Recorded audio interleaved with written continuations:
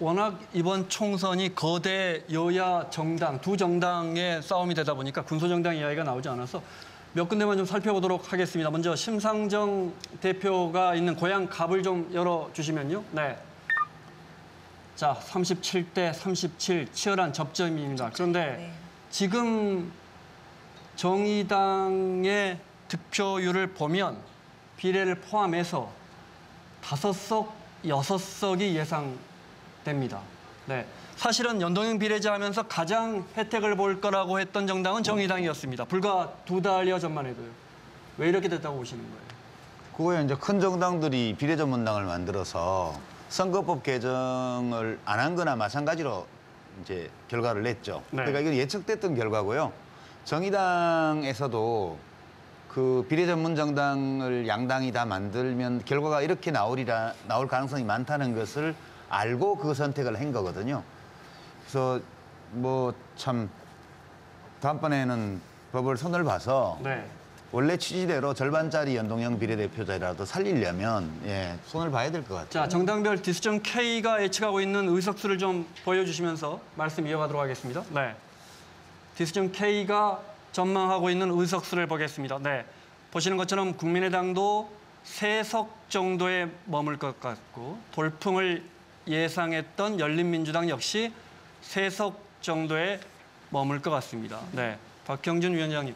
이렇게 되면 이제 유시민 이사장 이야기했던 것처럼 처음에 군소 정당들 또는 국민들의 작은 목소리까지 의석에 반영하겠다던 선거법 개정의 취지는 완전히 색이 바랬습니다. 원래 선거법 그 개정을 하려고 하는 것은 우리 정치에서 다당제 구도를 만들어서 그 한 정당이 뭐 과반수 이상을 조금 이렇게 넘는 그런 거대 정당 중심으로 가기보다는 일당이 있다 하더라도 2당, 3당과 연정을 또는 연합의 정치를 하는 걸 제도화하는 건데요. 그런 취지에서 보면은 이번에 완전히 실패했다고 봐야죠. 그리고 꼭 연동형만 고집할 게 아니고 그 앞으로 선거제 개편에서는 만약에 그런 어떤 이 다당제적인 구도 이번에도 사실 이게 그 보수, 지금 우리 박성민 선생이 얘기한 것처럼 정치 지형 자체가 이제는 좀 바뀌었다고 봐야 되는 측면들이 있습니다. 그리고 이게 중도층이 이제 스윙보트층으로 그동안 있었는데 지금 몇 번이나 보수를 지금 어떤 의미에서는 외면한 거거든요. 저희가 보수와 중도 통합을 통해서 중도를 끌어들이려고 했는데 그 전략이 먹히지 않았다는 것을 인정을 해야 될 것 같고요. 앞으로 한국의 정치 제도나 지형이 그와 같은 다당제를 구조화하는 게 바람직한지 지금과 같은 양당제 기초하에서 뭐 여러 소수 정당들을 병립시키는 게 네. 바람직한지는 앞으로 한번 조금 더 논의가 필요할 것 같습니다. 네. 그리고 한 가지만 좀 더 네. 말씀드리면은 이 선거제 개편은 불가피하게 이 권력 구조 문제하고 연결이 돼 있습니다. 개헌과, 네. 네. 그래서 그런 문제를 분리해 갖고 논의할 수는 없다. 앞으로 논의하더라도 그렇게 생각합니다. 박 대표님. 글쎄 제가 이제 소수 정당이나 선거 제도 갖고는 뭐 특별히 드릴 말씀이 없고 정치 지형 변화와 관련해서 말씀을 좀 드렸는데 뼈 아픈 거는 지금 미래통합당이 뼈 아픈 건 저희가 정치합시다 처음에도 이 공천이 잘못됐다. 이 공천 처음에 왜 홍준표, 김태호, 험지 출마론부터 시작했느냐는 얘기를 많이 했는데 지금 개표 결과를 보면 현재는 4분이 다 지금 1등으로 나오고 있는데 특히 저 홍준표 전 대표 같은 경우는 대구로 갔지 않습니까? 양산을 본인이 나가고 싶어 했는데 네. 그 양산에서 지금 그 김두관 후보한테 지금 뺏기는 걸로 나오고 있기 때문에 이거 이제 책임이 나올 겁니다. 그리고 지금 그 윤상현 후보가 나와 있는 미추홀도 아주 박빙으로 지금 되고 있어요. 저것도 결과에 따라서 그 안상수 후보를 공천했는데 그 결과에 따라서도 또 이게 또 후폭풍이 있을 것 같고 그러니까 기본적으로 정치 지형이 조금 한쪽으로 밀린 데다가 중도층을 잡는 선거 전략이 없는 데다가 게다가 또 공천마저도 또 잘못돼서 이런 결과 나온 것 같습니다. 그러니까 이제 비례대표 문제는 제가 네. 한 번 더 말씀드리고 싶은데요. 제가 지금 실시간으로 핸드폰을 들여다봤는데 네.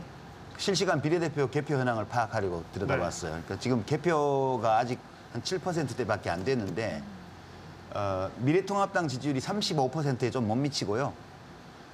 미래한국당 말씀하시죠. 예, 그러니까 미래한국당이죠. 네. 미래통합당이 미래한국당이니까요. 뭐 그 미래한국당을 지지율을 미래통합당 지지율로 네. 보면 돼요.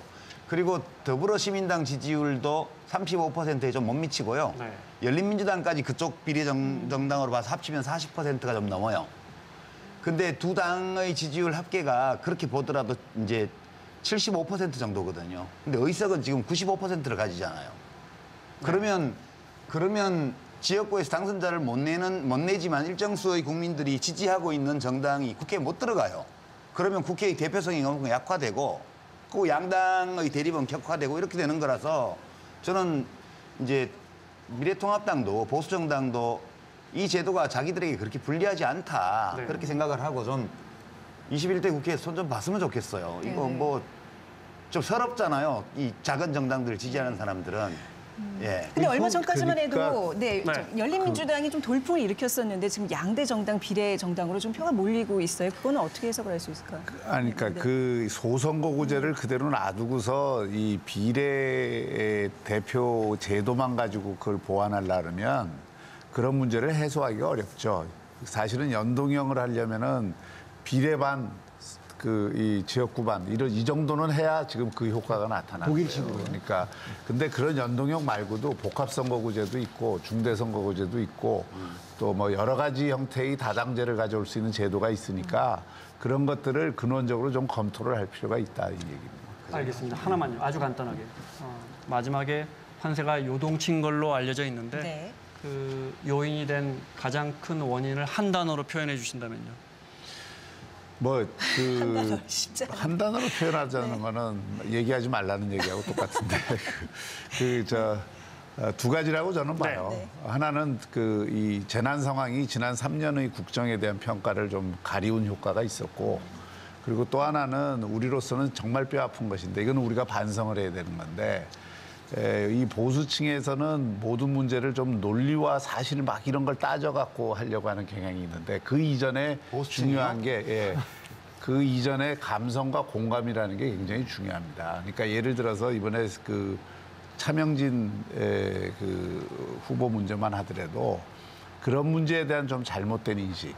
그러니까 이게 예를 들어서 집단적 트라우마가 있는 네. 그 사안들에 대해서는 예를 들어서 5.18이라든지 4.3이라든지 또 이런 세월호에 대해서는 공감을 먼저 생각을 해야 되는데 그 공감을 생각하기 이전에 자기 주장을 이야기를 하다 보니까 그게 이제 받는 쪽에서는 굉장히 거부감을 갖게 되는 거죠. 저는 그러니까 보수 야당의 실패는 불통해서 온 거라고 봐요.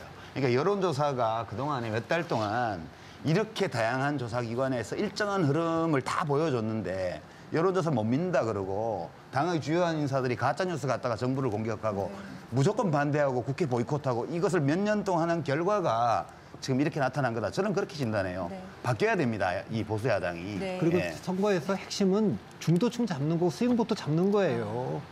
네. 이거를 지금 그렇죠. 네 번 지는 네. 동안 계속 안 하니까 우리가 중도 보수나 중도층을 못 잡았기 때문에 뭐 할 말은 없습니다만은 결과적으로 실패했기 때문에 그건 거꾸로 얘기하면 앞으로 이 보수가 자신들 집토끼만을 결집을 시켜갖고서는 큰 선거에서 이기기가 대단히 어렵다 네. 하는 걸 보여줍니다. 네, 저희 K큐브 다시 돌아오면 또 재밌고 또 깊이 있는 분석하도록 하겠습니다. 자, 지금까지 K큐브였습니다.